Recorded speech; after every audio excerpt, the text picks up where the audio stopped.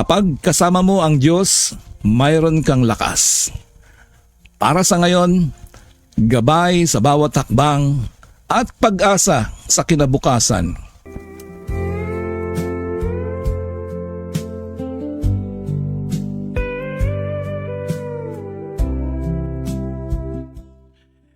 Okay, ang pagbulay-bulayan po natin ay meron pong pinamagatang tatlong pangako ng Diyos na dapat mong hawakan araw-araw.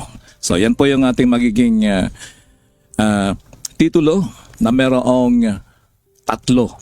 At yun po ay lakas, gabay at pag-asa. Pakiramdam mo ba ay napapagod o pagod na pagod ka na? Nalilito ka sa buhay o nawawalan ka na ng pag-asa? Mga minamahal na kaibigan at mga kapatid, tayo po ay magsama-sama upang ating talakayin ang mga sikretong lakas ng ating pananampalataya. Ang tatlong pangako ng Diyos na kayang baguhin ang araw mo. Magandang umaga ulit mga minamahal na kaibigan at mga kapatid, mga kaibigan all over the world.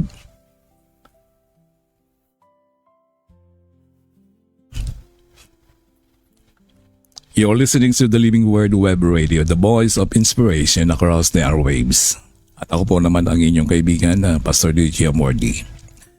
Ako po ang inyong lingkod at sa ngayong umaga ay pagnilay-nilayan po natin ang tatlong napakahalagang pangako ng Diyos na makikita, mababasa natin sa kanyang mga salita. Okay, ang mga pangakong ito ay nagbibigay lakas kapag nanghihina tayo. Gabay kapag nalilito tayo. At pag-asa kapag tila wala ng liwanag ang ating kinabukasan. Tayo po ay saglit na manalangin. Ama naming nasa langit, maraming salamat sa panibagong araw na ito, Panginoon, na pinagkaloob mo upang tanggapin ang iyong mga salita. Palakasin mo ang aming pananampalataya, turuan mo kaming magtiwala sa iyo sa bawat hakbang ng aming buhay. Maraming salamat sa bawat isang mga kaibigan namin sa panibagong araw na muli ay magkasama-sama kami. Sa tanging pangalan ni Jesus. Amen. Okay, bago tayo magsimula, send hello kay Ma'am Sheila Moraleda.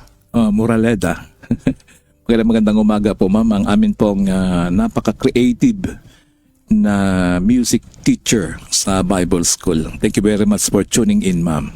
So dalawa na ang professor kong nandito. Si Ma'am Cecilia at saka si Ma'am Sheila. Thank you very much for tuning in, Ma'am. Minsan nandito maaga-maaga sila, mga classmates naman. Ang tatlong talatang ating pag-aaralan ay isinulat sa magkakaibang panahon at magkakaibang sitwasyon. Ang Philippians ay isinulat ni Apostol Pablo habang siya ay nakakulong. Ngunit puno pa rin siya ng kagalakan at pagtitiwala sa Diyos habang siya ay nakakulong. Naranasan niyo na ba ang nakulong? Naranasan ko na ang nakulong. Ibig sabihin, mga 3 araw, gano'n, noong panahon ng aking kalokohan. Hindi naman siya yung nakulong lang dahil napagkamalan. Okay, ang Proverbs ay pangunahing isinulat naman ni King Solomon bilang koleksyon ng karunungan upang turuan ng bayan kung paano mamuhay ayon sa kalooban ng Diyos. Ang Jeremiah naman ay isinulat ni Jeremiah sa panahon ang Israel ay nasa pagkabihag, bagamat tila wala ng pag-asa ng bayan. Ipinahayag ng Diyos na hindi patapos ang kanyang plano para sa kanila. Okay, so 3 pilar po ito na ating pagbubulay-bulayan. Napakaganda ng mensahe nito dahil pareho silang kumbaga magmula Old Testament hanggang New Testament, no?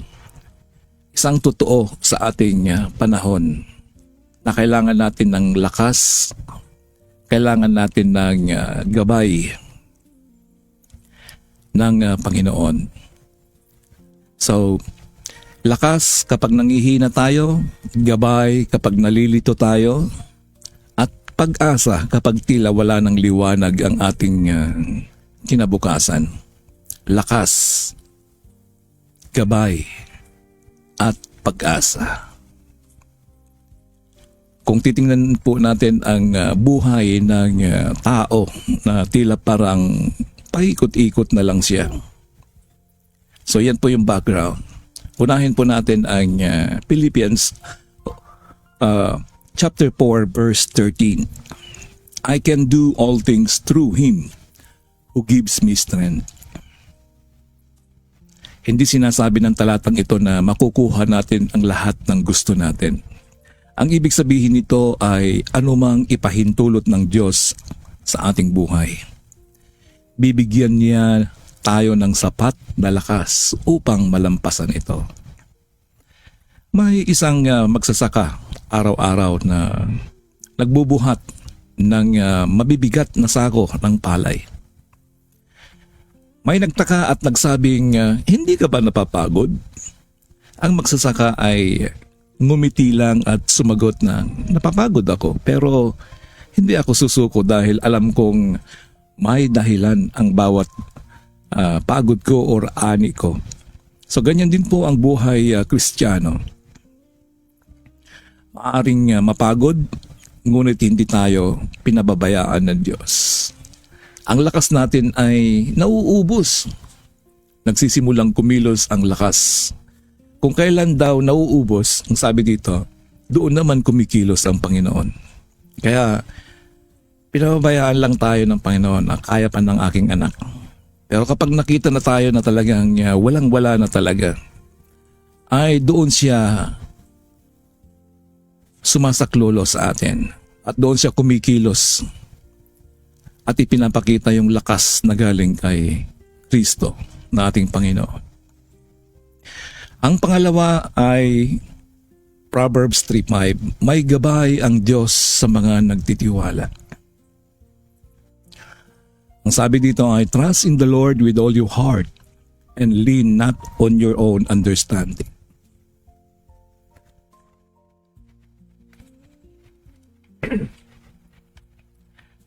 Minsan gusto nating alam na agad yung buong plano ng Diyos. Kaya nga minsan marami kumukonsulto pa sa mga, alam niyo ba yung mga manghuhula, no? Yung mga tao, kasi gusto nilang makita yung hinaharap nila. Gustong makita yung future. Gustong makita yung nilalakaran. Subalit sinabi ng Panginoon, narito ako. Trust in the Lord with all your heart and lean not on your own understanding. Ang pananampalataya ay hindi nakabase sa lahat ng sagot, kundi nakabase ito sa pagtitiwala sa Diyos na may alam ng lahat. Sino pong gumagamit sa inyo ng GPS kapag ka nagpupunta ng Maynila? Ako ay isa sa mga fan at gumagamit po ng global positioning system, especially sa Manila, no? Na hindi nawawala. Nagpunta ako sa lugar na hindi ko alam kung saan, pero GPS ang nagtuturo sa akin. Nakapunta ako ng Laguna, nakapunta ako ng Batangas, no? Using the global positioning system. Habang naglalakbay, hindi natin alam ang bawat kanto, pero itong GPS na ito ay itinuturo tayo. Ang Panginoong Diyos po ang siyang GPS po natin. Sinusunod lang natin ang direksyon. Ganito rin po ang Diyos. Hindi niya agad ipinapakita ang buong mapa ng ating buhay. Ipinapakita lamang niya ang susunod na hakbang. Ang pangatlo ay may pag-asa ang bawat mananampalataya. Sa chapter 29 verse 11 ng Jeremiah, ang sabi dito ay napakaganda po, no? For I know the plans I have for you. Plans to give you hope and a future. Alam po ng ating Panginoong Hesus ang ating hinaharap. Ito po ay ibinigay sa bansang Israel habang sila ay nasa pagkabihag mula sa Ehipto. Sa madaling salita, kahit nasa pinakadilim na yugto ng kanilang buhay, ay may magandang plano pa rin ang Diyos. Marahil may nakikinig ngayon na nagsasabing, Pastor, wala nang pag-asa ang buhay ko. Kaibigan, kung may Diyos kang buhay, may pag-asa ka pa rin. Hindi pa tapos ang kwento mo. Mga minamahal na kaibigan at mga kapatid, ito po yung actually mga nakikita ko at napapansin natin sa paligid. Maraming tao, lalo ngayon po sobrang antindi po ng competition ngayon. Alam nyo, nag-aaral ka mula elementary, aral ka mula sa high school, tapos another college, tapos kapag ka-college ka, kailangan mo pang mag-OJT, on the job training, tapos kailangan mo pa ng eksperyensya sa tinagal-tagal mong mag-aaral. Tapos pagdating doon sa pag nag-a-apply ka ng trabaho, dinami-dami, daan-daan o libo-libo iyong curriculum vitae or biodata ay baka mamaya diretso pa doon sa basurahan. Hindi na nabasa. No. Bakit? Sa dinami-dami ng tao na nag-a-apply ng trabaho. So nandun po yung stress, panghihina. Kung ikaw ay may anak na pinag-aral na tila bagang walang katapusan na pagbibigay ng mga allowances at pag-aaral. At lalo pang magbibigay sa iyo ng panghihina o alalahanin ay yung anak mo ay nalululong saan? Maaring nalululong sa Legend, nalululong sa Scatter, ayan po yung mga online games. Yeah, may mga kaibigan ako na nalulung dyan. At sa lalim sa tindi ng kanyang pagkakalugmok ay naisanla ang bahay, lupa. O, di ba? Pati yung ano ba yung games na yun? Online sabong.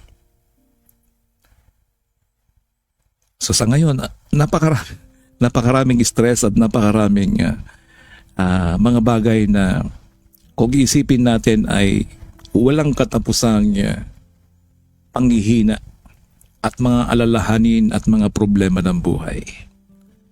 Sino bang may anak sa inyo na kung saan ay laging tinatawag sa principal? O yung anak mo, inuutusan mo, Teka mami, alam niyo po naging ano na yan yung salitang wait. Sabi ng anak, pag inutusan mo, wait, sandali lang po. Hindi mo na mautusan. So ang sabi sa Philippians 4:13, alalahanin. Ito yung mga panghihina natin. So nandyan po ang sinasabi ng Philippians 4:13 na ano ba yun? Nasaan na yung verse na binasan? I can do all things through Him who gives me strength. So nanggagaling lang po sa ating Panginoon. Gamitin mo.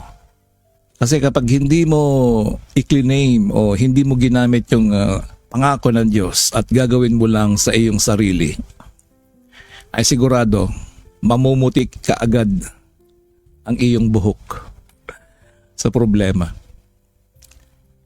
So, kapag ikaw ay nanghihina, gamitin po natin ang Philippians 4:13. Ayan, tandaan po natin Philippians chapter 4 verse 13. At kapag po tayo ay nalilito at kung po tayo po ay nakukonfuse, no? Saan tayo nakukonfuse? Nakukonfuse po tayo. Alam nyo, masama at hindi maganda ang AI technology. Dahil po sa AI technology, nakukonfuse na ang mga tao. Kaya nga tinawag na artificial intelligence. Sa mga nangyayari po ngayon na pwede nang kopyahin yung mukha mo, pwede nang kopyahin yung boses mo. No? So, mayroon din, nagpo-produce po ito ng kalituhan. Lalong-lalo na sa mga professional na bagay, no? Mga legal matters. Dahil pati yung resibo ng GCash, dahil yung maaaring mga diploma, degree, sa bagay, hindi naman po basta-basta yan na pepeke, no? So, ang tao ay nalilito. Maging sa atin daily na pamumuhay, maging yung mga pagkain po natin na nabibili, no? Mag-iingat po kayo. Meron na rin pong bigas na akala mo totoo pero hindi pala totoong bigas. Yung mga noodles na kinakain natin, may lumabas dyan na yung mga noodles pala na nabibili ay hindi lahat ay noodles. Gawa lamang siya sa isang bagay na parang kamukha. Kaya yung salitang nalilito, nararanasan po natin lahat. Minsan naman ay yung pagdidesisyon natin. Nalilito tayo kung alin ang tama o mali. At minsan sa kapaguran po natin ay nawawala na tayo ng pag-asa. So ang gagamitin po natin dyan na verse na lagi natin pong magiging pilar. Ika nga, alam mo yung beam, yung pillar, no? Parang haligi. Proverbs 3:5. Ang sabi po dyan ay, trust in the Lord, magtiwala ka. So ilagak mo sa Kanya ang iyong kalituhan, ilagak mo sa Kanya ang iyong pagdidesisyon. Lord, ikaw na po ang bahala. Hindi na kaya ng aking utak. So napakaganda pong verse ng Proverbs 3:5. Trust in the Lord with all your heart and lean not on your own understanding. Okay, sige, bago tayo magpatuloy, maraming salamat. Thank you very much for tuning in. Narito ang mga big names na mga kaibigan ko. Si Sir Jake Rolando watching from Calasiao, Pangasinan. Si Sir Rolando po ay dating Special Forces. Nasa ngayon ay nasa kanya ng retired resort home sa bukid. Maraming salamat po sa pakikinig. At gayon din kay Sir Bong Lawyer ba? Kailan ka ba magre-resign, Kuya Bong? Okay, maraming salamat po sa inyong pakikinig. Atin pong balikan ang ating pagbubulay-bulay. Panghawakan po natin ang another verse, Jeremiah 29:11. And ilista nyo po yung tatlong ito. Philippians 4:13, Proverbs 3:5, and Jeremiah 29:11. Ito po yung tatlong verse na pinanghahawakan natin. Sikreto ng lakas, gabay, at pag-asa. Ang tatlong pangako ng Diyos na dapat nating panghawakan araw-araw. Kung nawawalan ka na ng pag-asa, panghawakan po natin ang Jeremiah 19:11 o 29:11 I should say, na kung saan ay alam ng Diyos, for I know the plans, sabi niya gano'n. So sa Jeremiah,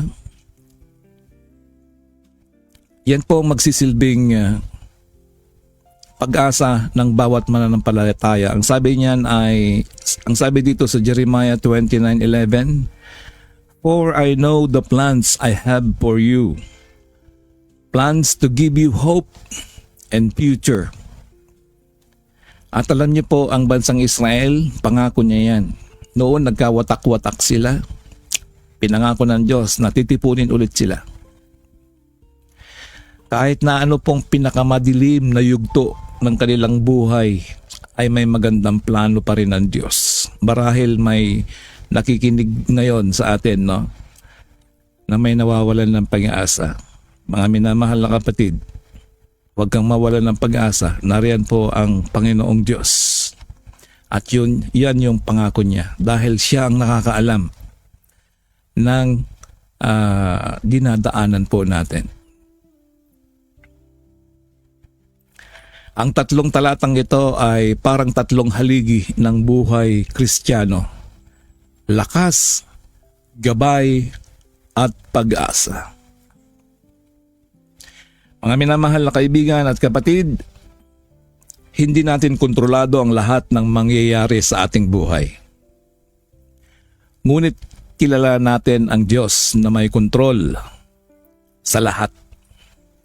Kung hawak mo ang kanyang mga pangako, kahit gaano kalakas ang bagyo, kahit gaano kalaki ang ating problema, tayo po ay mananatili. Tayo po ay mananatili dahil matatag ang Diyos na ating pundasyon.